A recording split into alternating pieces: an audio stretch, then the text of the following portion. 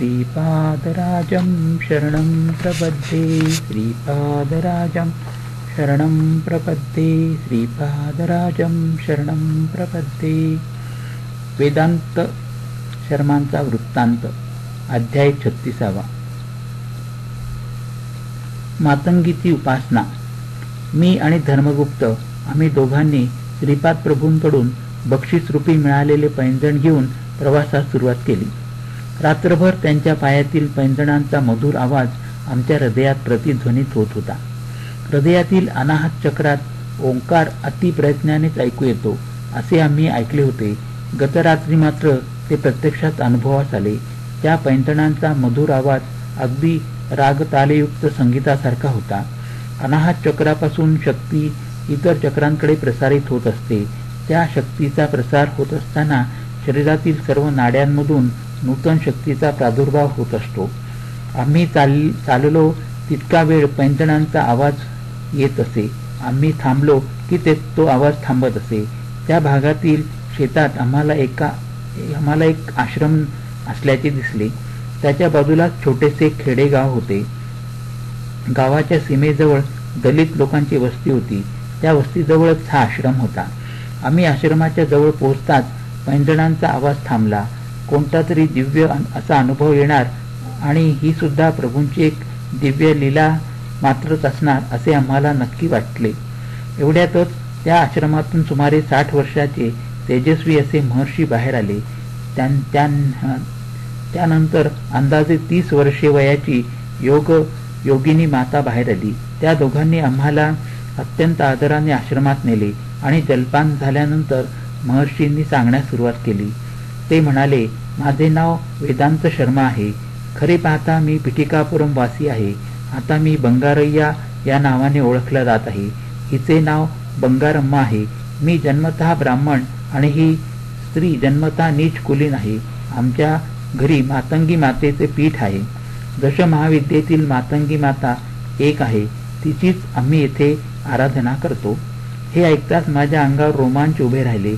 हा ब्राह्मण आणि ती स्त्री हीन कुलातील असे असताना या दोघांचे दाम्पत्य कसे धर्मसंमत झाले असेल असा मला प्रश्न पडला।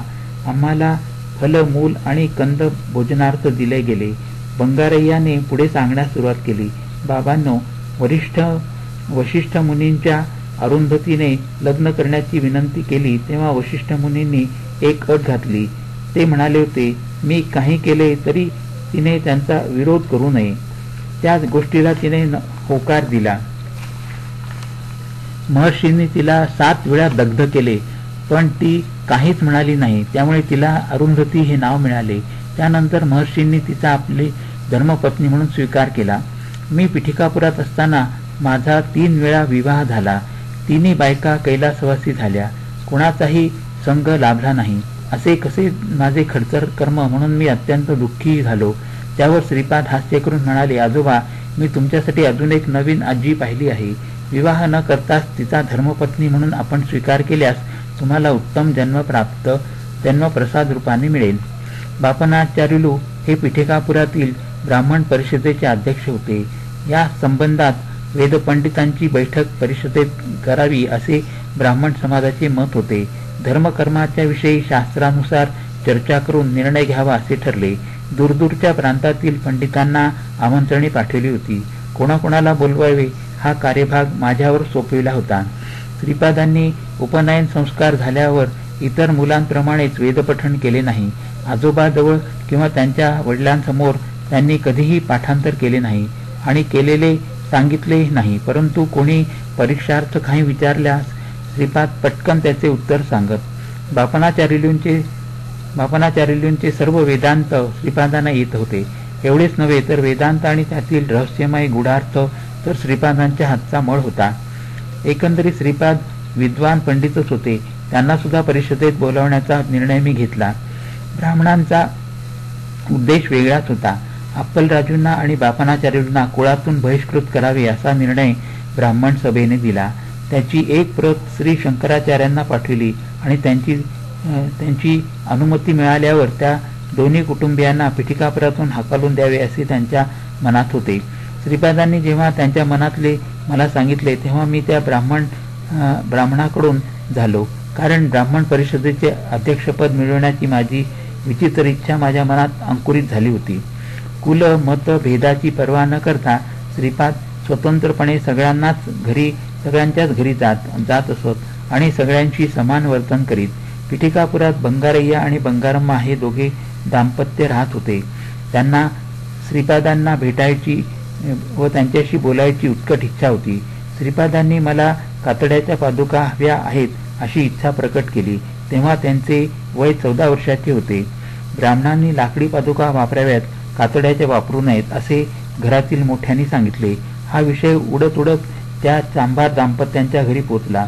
श्रीपादांना कातड्याच्या पादुका समर्पित करून जीवनाचे सार्थक करावे असा निश्चय त्या दाम्पत्याने केला.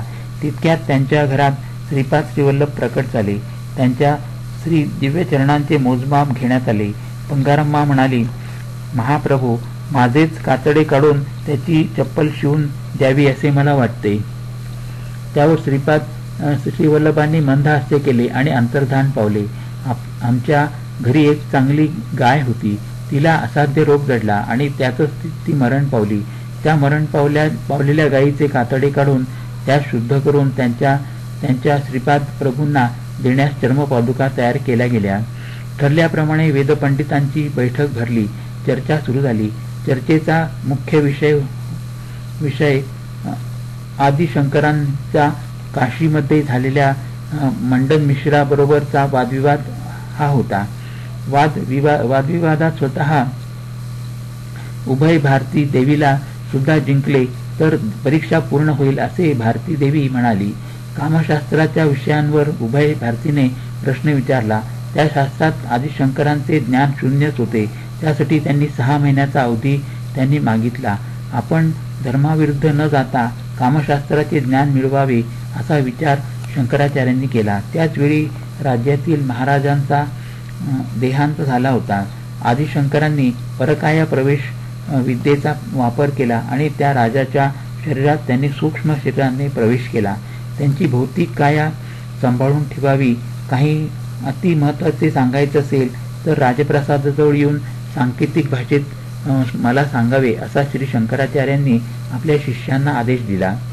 महाराणीला आपल्या महाराजांमध्ये काहीतरी बदल, नवीनपणा जाणवला. एखाद्या महापुरुषाच्या आत्म्याचा प्रवेश तिच्या पतीच्या शरीरात झालेला आहे असे तिने ओळखले.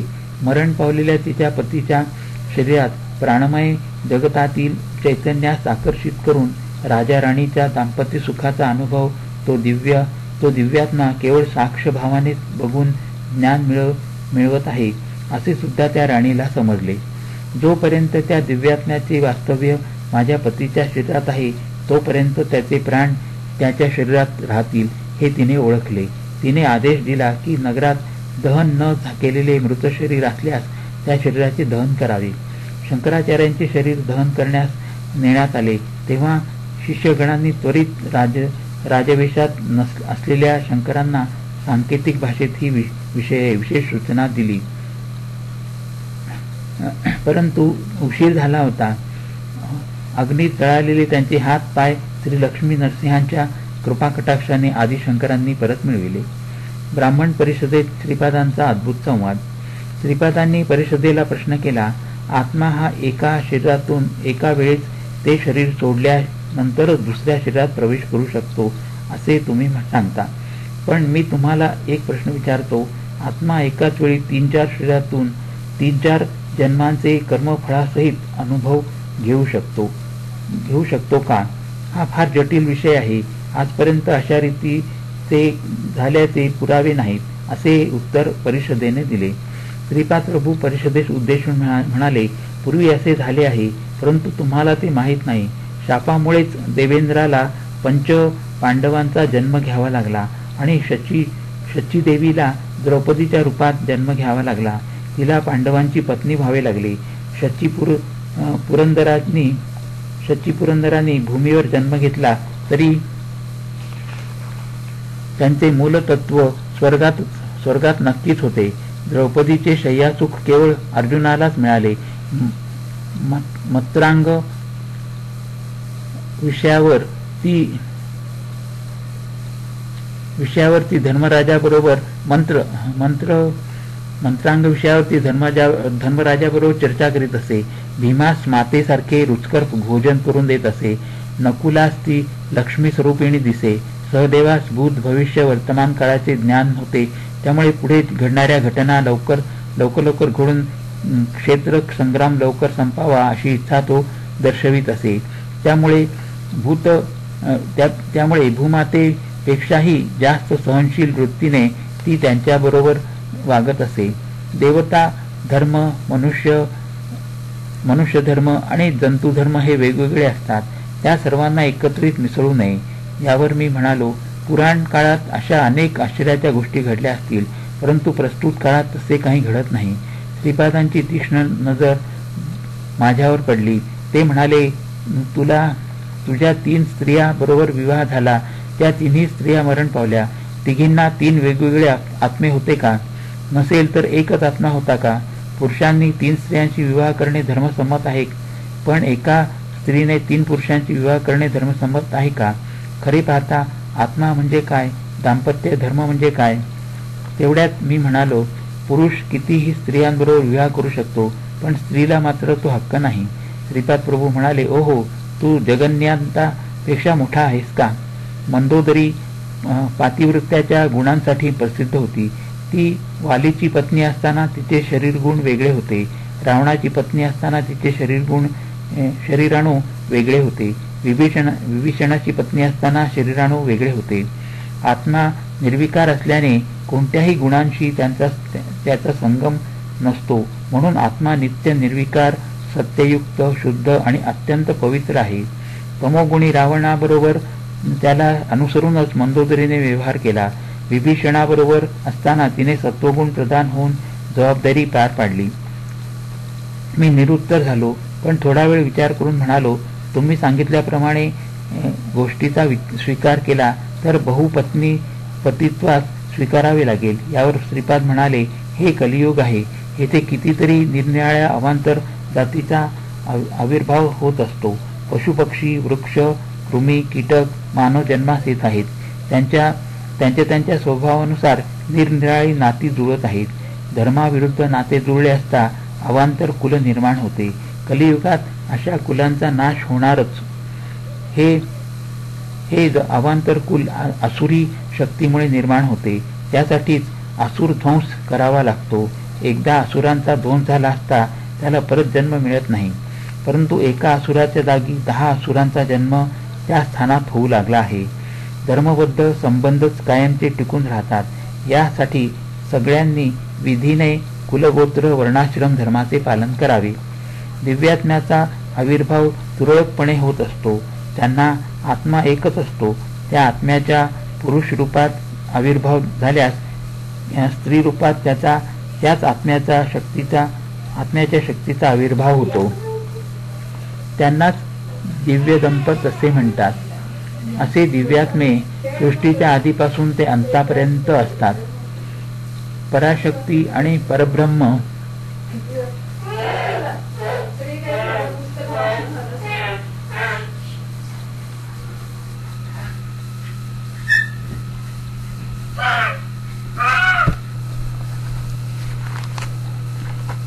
दिव्यात्म्यांचा आविर्भाव तुरळकपणे होत असतो. त्यांना आत्मा एकच असतो. त्या आत्म्याचा पुरुष रूपात आविर्भाव झाल्यास स्त्री रूपात त्याच आत्म्याच्या शक्तीचा आविर्भाव होतो.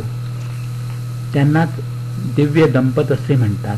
असे दिव्यात्मे सृष्टीच्या आधीपासून ते अंतापर्यंत असतात.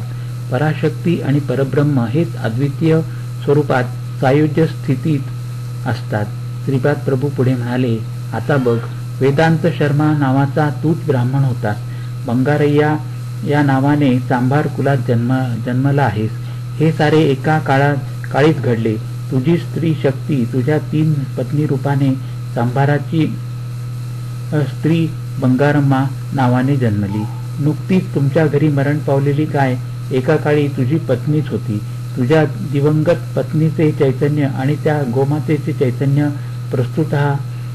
प्रस्तुत बंगारम्मा या नावाच्या महान वनितेच्या चैतन्यात मिळून गेलेले आहे.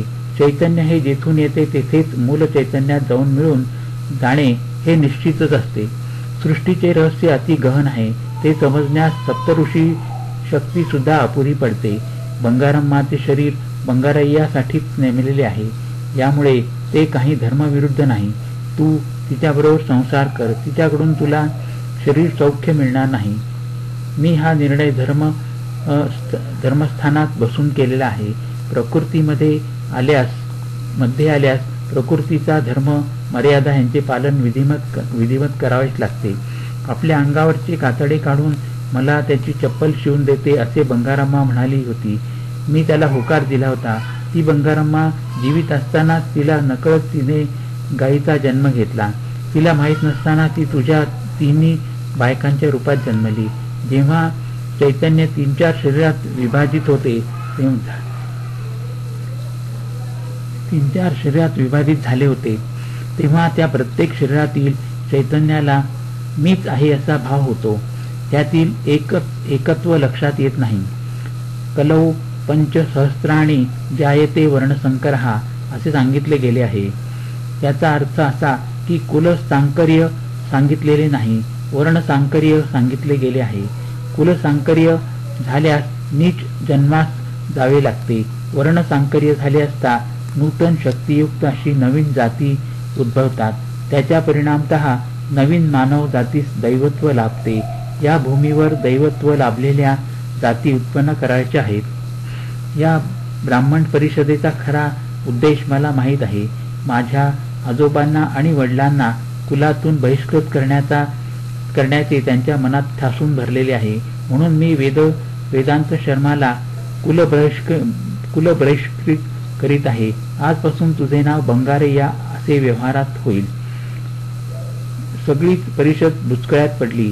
एक ज्योती स्वरूप सगळ्यांच्या देखतच माझ्या मध्ये विलीन झाली. तेव्हा श्रीपाद श्रीवल्लभ म्हणाले, तुझ्या डोळ्यासमोरच बंगारप्पाची आत्मज्योती वेदांत शर्मात विलीन झाली. हा ब्राह्मण आहे का चांडाळ आहे हा निर्णय तुम्हीच करावा. आम्हाला कुलबहिष्कृत करून त्यासाठी शंकराचार्यांची सुद्धा अनुमती मिळवण्याचा तुम्ही प्रयत्न केलात. शंकराचार्य मला काय करतील? तुमच्याच डोळ्यासमोर मी आजोबाकडून किंवा आमच्या वडिलांकडून वेदाभ्यास न करता मी वेद उच्चारण करू शकतो. एकाच वेळी अनेक ठिकाणी दर्शन देऊ शकतो. शंकराचार्य माझ्यासमोर आले तर मी त्यांना तरी मला कशाची भीती? त्यांना त्यांच्या नित्य आराधित शारदानंद मौळीश्वर या रूपात दर्शन देऊन त्यांच्यावर अनुग्रहच करीन. तेव्हा तरी दुसरा कोणता मार्ग नसल्यामुळे माझा त्यांना देव म्हणून अंगीकार करावाच लागेल. त्यांचा निर्णय तेव्हा तुमच्यासाठी दुःखप्रद होईल. क्षत्रिय परिषद वैश्य परिषद तुमच्या निर्णयाला संमती देणार नाहीत. पौरोहित्य कर्मकांड दान शिधा दक्षिणा जर त्यांनी देण्याचे थांबवले तर लेकरा बाळासह तुमची दीन अवस्थाच होईल. माझ्याबरोबर जर भांडण केले तर सर्वनाशाचे मूळ कारण व्हाल. मी चतुराश्रमाचे धर्मपालन करावे असे सांगत आहे. अष्टदश वर्णांच्या लोकांनी सुख संतोषाने नांदावे असे सांगत आहे. तुम्ही आपापल्या धर्माच्या नियमांचे अचूक पालन करून धर्मस्थापन करण्यात हातभार लावावा. तसे न केल्यास अनेक आपत्ती कोसळतील. मी तर शांतच राहणार, पण तुमचीच परिस्थिती कष्टप्रद होईल. प्रकृतीचे परिणाम देण्याचे दोन प्रकार असतात. पहिला एकदम सुधार करणे आणि दुसरा म्हणजे सावकाश सुधार करविणे. दुसऱ्या पद्धतीप्रमाणे वेळेचा अवधी पण दिला जाईल. तुम्ही जर आपल्यात सुधारणा केली नाही तर विनाशास आमंत्रित केल्यासारखेच होईल. मी विनाश करूनही धर्मस्थापन करीन. एवढे बोलून श्रीपाद प्रभूंनी मौन धारण केले. बंगारप्पा पुढे म्हणाले, मला कुठेच आधार नव्हता. त्या स्थितीत मी बंगारम्माला घेऊन गावोगाव फिरत येथे आलो. आमच्या या आश्रमात मातंगी देवीची प्रतिष्ठापना करून जीवन कंठित आहे. श्रीपाद श्रीवल्लभ या मार्गाने जाताना आमच्या या आश्रमात आले. आम्हाला त्यांनी आशीर्वाद दिला आणि म्हणाले, तुझ्या शरीर पतनानंतर तू परत ऋणानुबंधाने ब्राह्मण कुलात जन्म घेशील आणि बंगारम्मा शूद्र जातीत जन्मेल. तेव्हा तुम्ही दोघे पती पत्नी व्हाल. तुम्हाला संतान पण होईल. त्या संतानास कुरगड्डीत माझी सेवा करण्याची संधी लाभेल. सुखी भव. बाबा, हाच आमचा वृत्तांत आहे. आपण या प्रांतात याल. तुमच्याजवळ त्यांचे पैंजण आहेत. ते पैंजण घेऊन तुम्हाला चर्मपादुका द्याव्यात असा मला त्यांचा आदेश आहे. आम्ही मातंग मुनींची कन्या मातंगी देवीचे आराधक आहोत.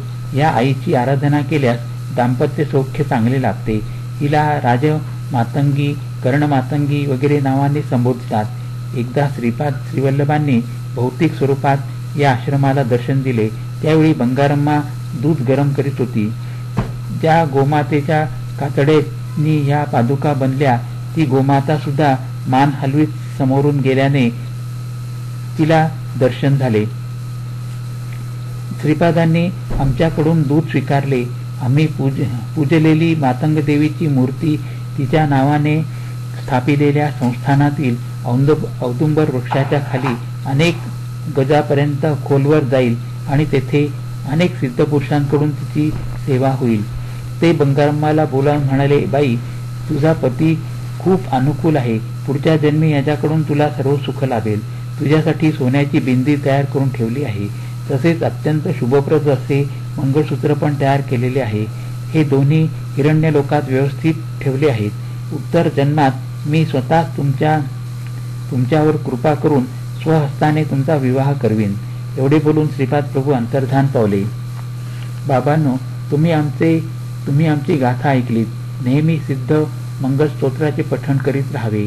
तुम्हाला महापुरुषांचा अनुग्रह नक्की प्राप्त होईल. सिद्ध, महासिद्ध, महायोगी हे श्रीपादांचे करचरणा अवयवासारखेच असतात.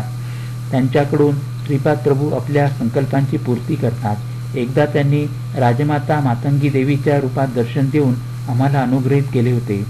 समस्त सृष्टी तसे सृष्टीचे रहस्य हे सगळे त्यांच्याच हातात असते. तुम्ही सदा सर्वदा त्यांचे स्मरण करा, ध्यान करा, अर्चना करा. सर्व सिद्ध तेच आहेत. मातेप्रमाणे ते तुमची रक्षा करतील. कोट्यावधी आईच्या प्रेमापेक्षा श्रीपादांचे आपल्या भक्तांवरील प्रेम कितीतरी उच्च कोटीचे असते. येथे अध्याय 36 संपन्न झाला. श्रीपादराजं शरणं प्रपद्ये. श्रीपादराजं शरणं प्रपद्ये. अध्याय 37. छिन्नमस्ता देवीचे वर्णन. बंगारय्या व बंगारम्मा यांचा निरोप घेऊन त्यांनी दिलेल्या चर्मपादुका घेऊन आम्ही प्रवासास प्रारंभ केला. आम्ही एका अरण्यातून चाललो होतो. जाता जाता एका वृक्षाखाली विश्रांतीसाठी थांबलो. तेवढ्यातच काही योगिनी गणांचा घोळका तेथे आला. त्यांनी आम्हाला पाहून म्हटले, आता सायन संध्येची वेळ झाली आहे. यावेळी आपण या प्रांतात येऊच नये. येथे आम्ही छिन्नमस्ता देवीची पूजा करणार आहोत. ही फार रहस्यमय देवता आहे. येथे पुरुषांना प्रवेश नाही. एवढेच नव्हे तर ही देवभूमी आहे. येथे आलेला कोणीही जिवंत बाहेर पडत नाही. हे ऐकून आमच्या पायाखालची जमीन सरकत असल्याचा भास झाला. त्याचवेळी एका तेजोमय योगिनी मातेचे तेथे आगमन झाले. तिचे नेत्र अग्नीसारखे लाल होते. तिच्याबरोबर आलेल्या योगिनींनी एका टोपलीत छिन्न मस्ता देवीला ठेवून बरोबर आणले होते. तेव्हा ती योगिनी माता म्हणाली, यांना नेसायला साडी दे आणि चोळी द्या. तिच्या म्हणण्याप्रमाणे आम्हाला वस्त्रे दिली आणि आमच्या वस्त्रांना तेथे प्रज्वलित केलेल्या अग्निकुंडात घातले गेले. आम्ही साडी चोळी नेसल्यावर आमच्या शरीरात आम्हाला बदल वाटला. आमचे पुरुषत्व नष्ट होऊ लागले. सारे पुरुषत्व नष्ट होऊन स्त्रीरूप प्राप्त झाले. आमचे नाव नवीन प्रकारे ठेवण्यात आले. माझे नाव शंकरम्मा आणि धर्मगुप्ताचे नाव धर्मम्मा असे ठेवण्यात आले.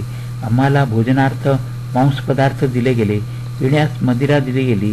दिवसा माणसाप्रमाणे आणि रात्रीच्या वेळेस मोठ्या वाघाप्रमाणे संचार करणाऱ्या वाघाबद्दल आम्ही बरेच ऐकले होते.